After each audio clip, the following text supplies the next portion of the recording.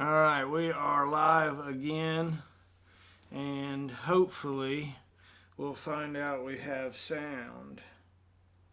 All right, you want to do a quick test? Yeah. Let me see what we can do here. Let me see if I can find us live on my stream here.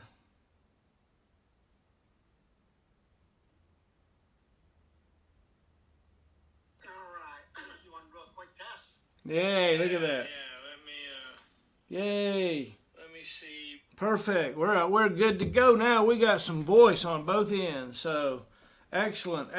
So, we're here with First Sergeant Frank Calderon, everybody. We're gonna start at the top again, because we had a little technical snafu. My apologies there. My apologies. So talk to me, Frank. Tell me about. Go back with this private or specialist you got out of replacement detachment back in Fort Polk. All right, so where do you want me to start off, at the beginning? I don't know. Start wherever you feel comfortable. Why don't you go ahead and just pick up or whatever you see fit, and we'll go from there. All right, so just to recap, season 1, Laverne comes into my unit. And he's an E4 because he failed signal school. And he is a smart ass, thinks he's smarter than everybody and that he knows everything, which may or may not have been true. I didn't really care. It didn't affect me any. But to make a long story short, and again, just to recap that, in fact, legally or technically, he is not a serial killer, which is a good thing because he killed 2 young ladies. And to be considered a serial killer by the FBI, you have to meet the criteria of killing 3 or more people, which fortunately he did not. And the Louisiana State Police and everyone involved caught him.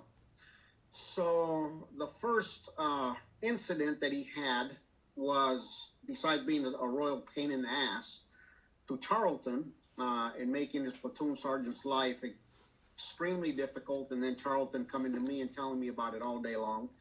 I was kind of getting tired of it. And then we were getting ready to go to NTC. Had a big rotation coming up. And so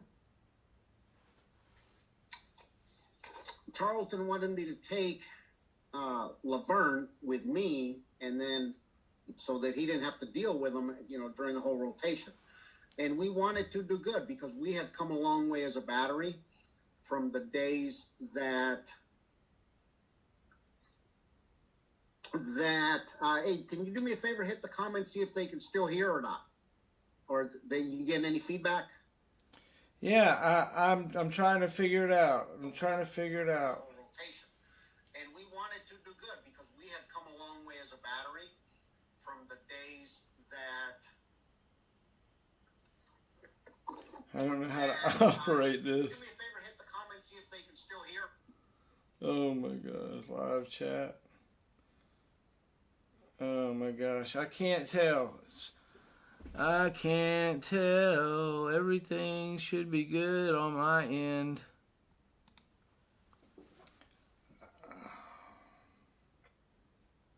So are you getting messages? Yeah, I'm getting a couple messages that let me just check it real quick. All right.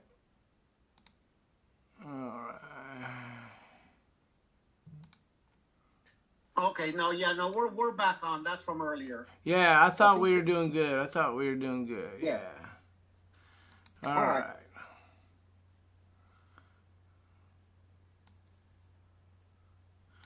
Rock and roll, Frank. All right. So, I decided to take Charlton up on his offer. And, obviously making fun of him, tell him, okay, you can't do it? Fine, I'll do it for you. I'll show you how to do it. I will show you how to discipline soldiers and make them do what it is that they're supposed to be doing.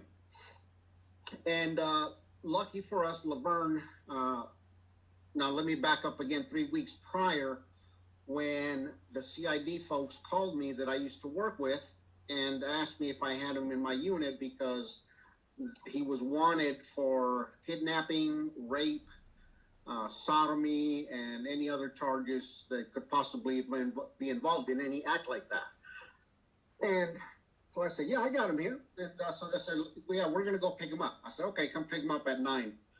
That way you can walk him out handcuffed right there in front of formation. And don't forget to check his vehicle because I'm sure he's got weapons in there.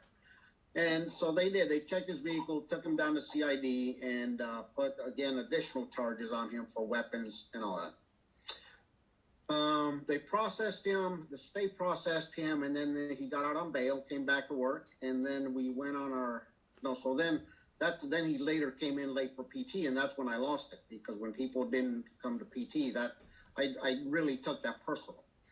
So I take him over to the training schedule. I said, what does the fucking training schedule say? And it says, we're doing PT at 6:30, and I said, and who fucking signed it? And he said, well, Captain Jason K. Blank. He said, okay, and who's doing PT?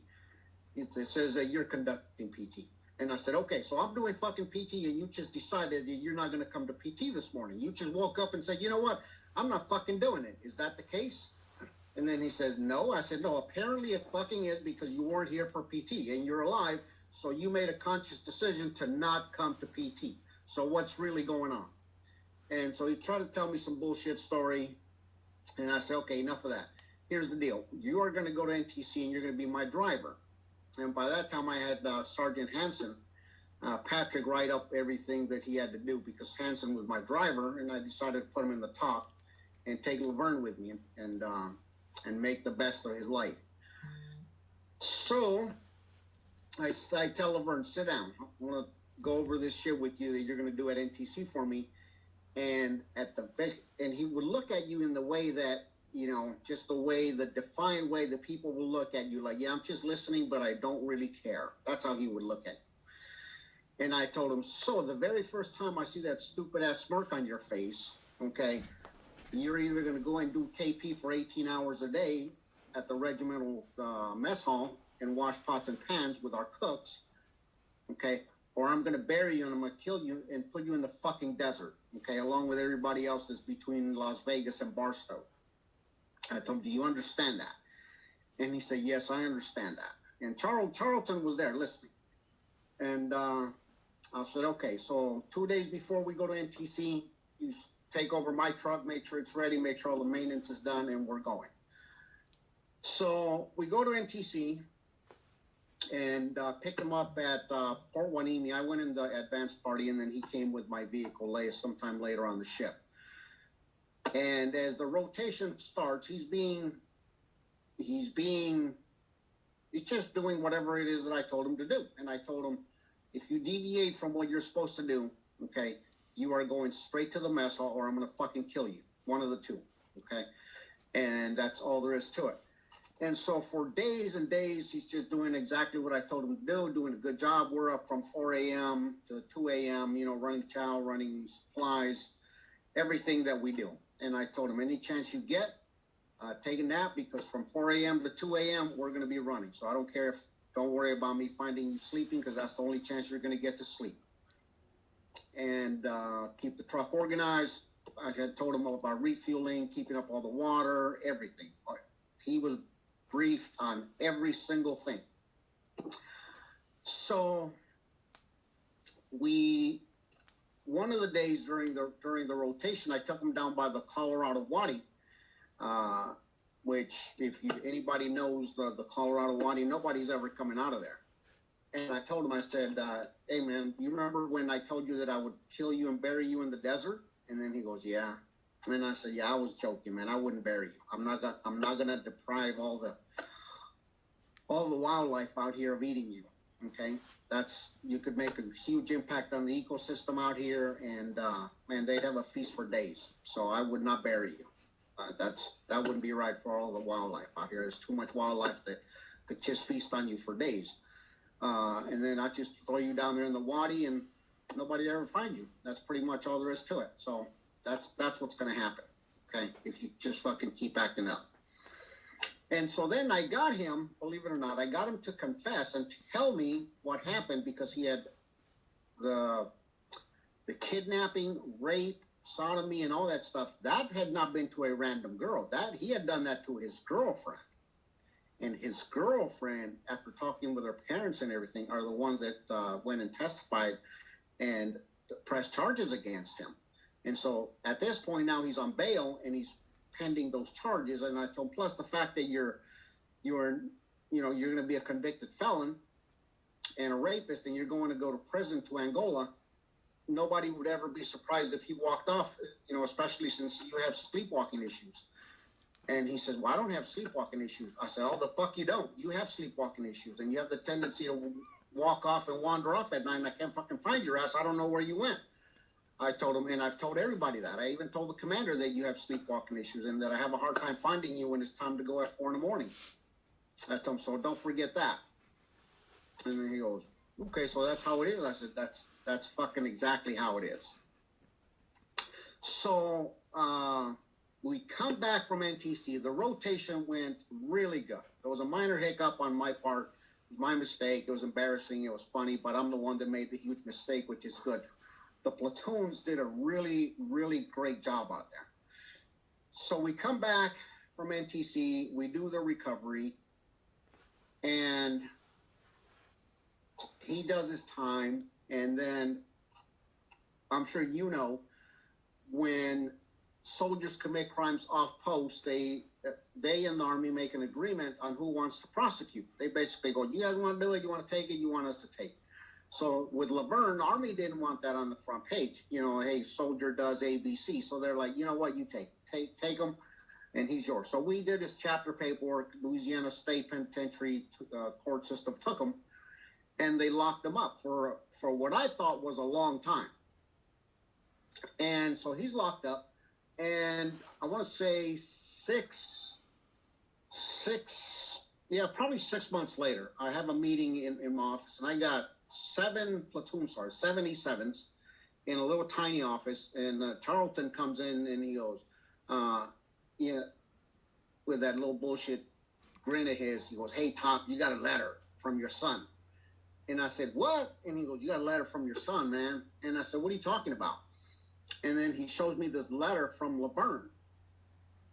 And so he goes, here, you want to open it? I said, I'm not fucking opening it. Open it up and read it. So he opens it up, and it's from Laverne. He's in Angola, and he's writing a letter to me, and he wants me to write a letter for him testifying that he was a good guy, that he did a great job for me at NTC, and that he was just an overall good guy, except for the fact that he liked to rape and tie up his girlfriend. So Charlton goes, what do you want me to do with it? I said, just fucking burn the motherfucker. I don't care. I'm not touching it. And so we threw it away. Unfortunately, that was the last we heard about this guy for a while. Then, out of nowhere, my time had come, and I'd been at Fort Polk for a long time. I'd been at 2nd ACR for going on 3 or some years, and it was just time for me to head out. I mean, the hours had been long, the years had been long, and I don't remember where I was. I send him the link, so if Mike, if you're watching, you can ping in on the comments. Out of nowhere, Mike McNaughton, who was still is great NCO, he decided to take a different route and got out of the Army, joined the National Guard. Then he joined the National Guard, got sent to Afghanistan, where he got his leg blown off. So his legs amputated. And but we kept in touch on Facebook here and there with everybody. It's the only reason I joined Facebook was to stay in touch with people. And so out of nowhere, Mike sends me this article that they had caught Laverne, and were going to prosecute him for killing these 2 young ladies in Lafayette, right close to New Orleans. And so in case you want to see this guy, I don't know how, no, you're not going to be able to see it because the pictures won't come on the phone. But if you want to Google this guy, his name is Brandon Scott Laverne, Lavergne, Gne. And he killed 2 young girls from Lafayette. One was, he led the police for her remains. The other one was leaving her friend's house on a bicycle early in the morning, and he ran into her with his truck and then kidnapped her and killed her. The second girl that he killed, and I read the testimony because I kept up with the case. I read the testimony from the police because, you know, it had all wrapped up around him going back to when he got released. Unfortunately, he got released for supposedly good behavior. But again, he was just a conniving motherfucker, man. I mean, he was just one of those guys that pulled shit off like that. And he ended up getting out for good behavior. And that's when he went out and killed these two girls. And I read the police reports once I got involved of the second girl that he killed, that she fought him back so hard that she managed to take the knife from him and stab him also. But unfortunately, she did die. He killed her, but he was injured enough to where he had to go to the hospital.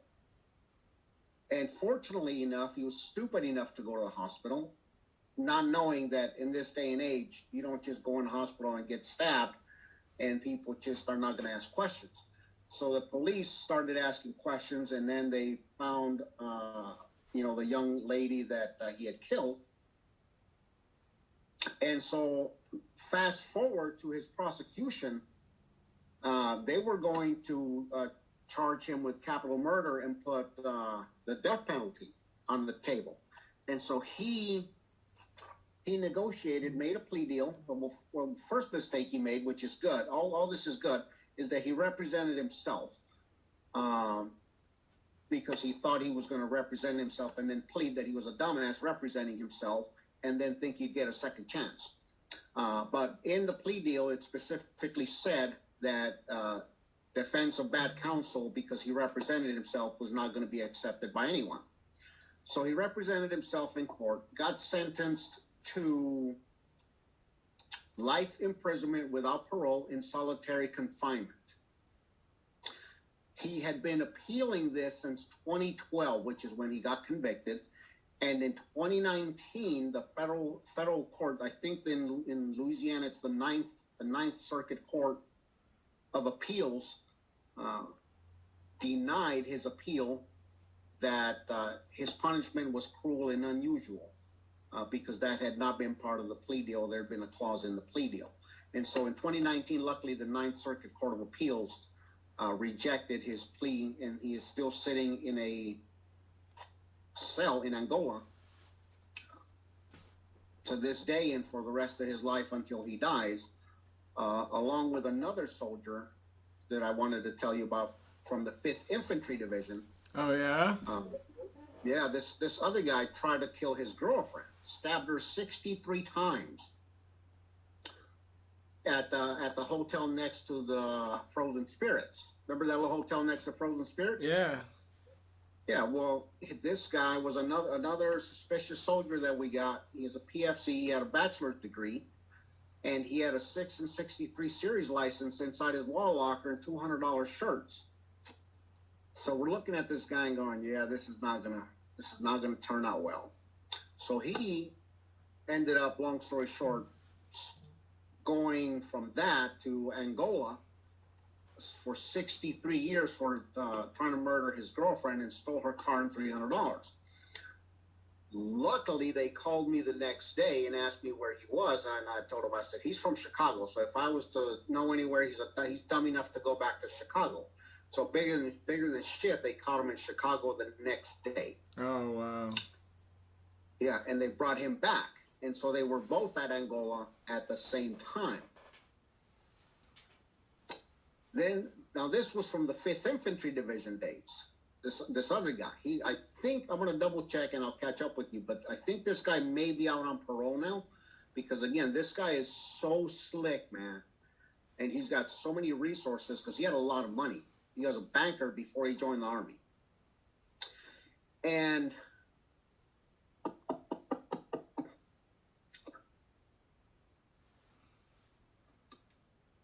let me see, when I saw him. Yeah, so they brought him back, handcuffed him, brought him back in the orange jumpsuit. And then fast forward to JRTC, when I got assigned to be on the night shift, remember I told you last time like a dumbass, I ended up on the night shift at Plans EMC. So I wake up around 3 o'clock, 3:30. I'm watching Maury Povich, and this dude, I'm telling you, Will, I'll give you his name next time to Google him. This dude is on Maury Povich with the Innocence Project. He said my platoon sergeant. My heart dropped. I thought he was going to say my name. That said that he had done a good job in the Army. But luckily he didn't say my name. He just said my platoon sergeant thought I did a really good job at NTC, another NTC rotation with the 5th ID way back then in the early days of my days at Fort Polk. And so then Laverne and this other guy, I'm not going to say his name yet because I think he might be out on parole, but I got to double check. So they're both at Angola, and then they plan this scheme to escape, and Laverne decides to go for it. The other guy decided he was not going to go for it. Laverne decides she's going to go for it at like 4 o'clock in the morning. So he's trying to jump the fence. And again, I mean, I'm thinking, dudes, you couldn't even put concertina wire out by yourself. Now you think you're gonna crawl over it from Angola, you know? And so again, for those that are listening, this is not a good story. It's not a funny story. This is just a small, very small glimpse of the people that we as leaders had to deal with in the Army. I don't know how it is nowadays, but it's no secret that unfortunately bad people join the military. Last time on the chat, we talked about the sniper at, was it Towel Stadium? And then there was Specialist Davis, the guy that killed the cab driver, right there on Riley Road. He's in prison for the rest of his life. He did get the death penalty. Just stuff that people do. And, you know, some people have the impression that being in the Army is all fun and games and yelling, shooting. Well, for the most part it is. But when you're back here in the United States on a daily basis, this is the stuff that we have to deal with regularly to train the soldiers, the really, really good 98% of the people that come into the military. And that's who we want to give our time to. And then people like Laverne and the other guy come in, and they end up just really making your life miserable to where you're going home at 8, 9, 10 p.m. because you're out there dealing with all the bullshit that they're doing until one day you just get sick of it, like I did with Laverne. Until that day, I told him, I said, if you decide to try me in the desert, I will fucking kill you, okay? Because Charlton, we all know Charlton, man. Charlton was a good, solid dude, man. He was, and I told Laverne, I said, you know, what pisses me off the most is not that you're who you are, because you're who you are. That's besides the point. But Charlton is a nice, kind-hearted person, man. He is a good platoon sergeant, and that's why his platoon does so good, okay? He's not like me. I personally don't give a shit what happens to you, okay? But you taking advantage of him is what really pisses me off, and so that's why you're going to come work for me until the very end. That's all there is to it. And so unfortunately, it ended on a bad note with him killing 2 innocent young girls that needlessly died, which is very sad. I feel horrible for their parents. I read both of the stories. You know, at some point, I think I can only speak for myself. Had I had a crystal ball at the time in the desert, knew he was going to do that, yeah, I'd have buried his ass in the Colorado Wadi and let fucking insects, you know, eat his ass for probably 6 months, as fat as he was getting. No, he was, man. That dude loved to eat, but and hated PT. But that's what happened with old Brandon Laverne, man. Oh, that's great. That's great. Which is sad. But the other guy, Kevin, I'll just tell you his first name, Kevin. This dude was, again, another problem child from day one in the 5th Infantry Division. And we knew it from day one, man. I mean, I knew what a 6 and 63 license was, and I saw it in his locker, and he had his bachelor's degree taped up there, and so like we're gonna go, ooh, wow, you know, you got a bachelor's degree and a 6 and 63 license and a 763, you know, big fucking deal. You're a PFC in the Army, bro. That's what counts here. We don't give a shit about that. And from that day again, man, he started spiraling little by little. He got a DUI, got all kinds of stupid shit. And next thing you know, cops are calling me saying he's wanted for attempted murder for trying to kill his girlfriend in that little hotel next to the Frozen Spirits. Oh my gosh. Yeah, and so when I finally got him, again, I used to do this on purpose at the 9 o'clock formation. When they came to pick him up, he was in his orange jumpsuit going to Burnham Parish Sheriff's Office. When they came to pick him up, I said, no, you're going to take him out at 9 a.m. right after I call the battery to attention, brief him, and as soon as you hear me say at ease, that's when you bring him out, okay, in his shackles. And then when he passed by and did the perp walk, then that's when I tell the whole battery, see, that's what happens to stupid motherfuckers that don't follow the fucking rules, okay? And so they were like, oh, okay, shit. I said, we're not playing fuck around here. Okay, we don't have time for that shit. But my heart goes out to all the good soldiers that I sent this link out to. If they're watching, a lot of them were troubled young soldiers at Fort Polk. They were from Louisiana, and they know who they are. They gave me a hard time for a long time. But to this day, man, they're still on Facebook, and they are out there leading good, solid, productive lives, man. They've got great, wonderful kids. And I guess I'm that old that some of them have grandkids now. You know, but it's just amazing that the 2 to 3 people like Laverne and Kevin and a select other few chose to do the things they do, to take the time away, you know, from people like you and I, trying to dedicate that time to train people, and instead you're there going to court, court-martialing people, on Friday nights doing UCMJ, supervising extra duty, you know, just dealing with all the shitheads that just chose a different path. It's amazing, right? The amount of time you spend sometime on certain people, and other people you don't spend a minute on because they don't cause any problems, and you wonder why you don't even know them sometimes, you know? No, no, you're true, man. There's a kid on here. I was going to call him out, but again, I didn't because, you know, I don't want to violate his privacy. But I got 3 kids. When I was in Bosnia, I got 3 kids from L.A. 2 of them re-enlisted to go to get stationed at NTC with the Op-4, which I told them they were going to really regret, which they did. And they both laughed and said, oh, you think we're going to regret being in California instead of Fort Polk? I said, yeah, you are, man. And they did. 3 months later, they called me and said, man, I wish we'd never left. But the other kid, I hardly even got to know this kid, man. He was so quiet, so smart, did everything in plus that we asked him to do. Went on to marry this chick at the PX he was madly in love with. Went to flight school, became a warrant officer, retired as a warrant officer, and if he's watching, he knows who he is, man. I am so proud of this dude. And I feel horrible that I never even got to know him, except for the fact that I think I may have told him to stop stalking this chick from the PX because the manager called me. but in the end, he ended up marrying her, man. And so I'm so happy for this guy. You know, when I saw that he retired, I was like, shit, I'm old.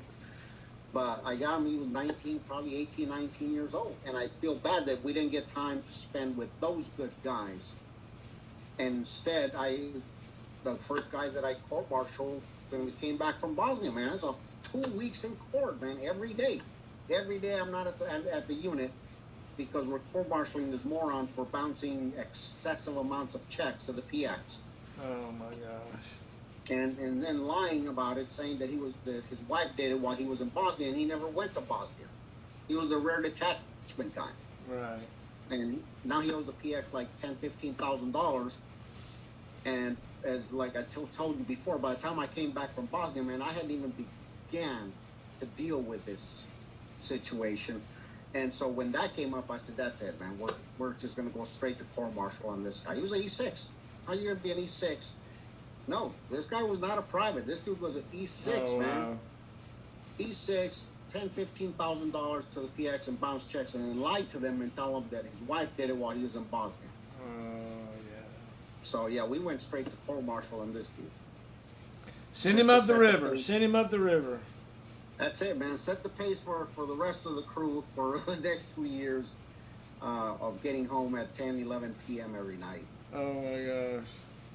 Well, Frank. But again, this episode, just wanted to say real quick. I know you got awesome Colonel Boyer coming on. Yeah. Coming on very shortly. So again, nobody. This episode is nothing to do with anyone, but for me to send prayers to the families of the 2 young girls that this guy killed, needlessly, just so needless, that we all wish that we could have stopped him at some point, especially me, since I was with him for 40 some days, and had I had the crystal ball, yeah, I would have took him out, man.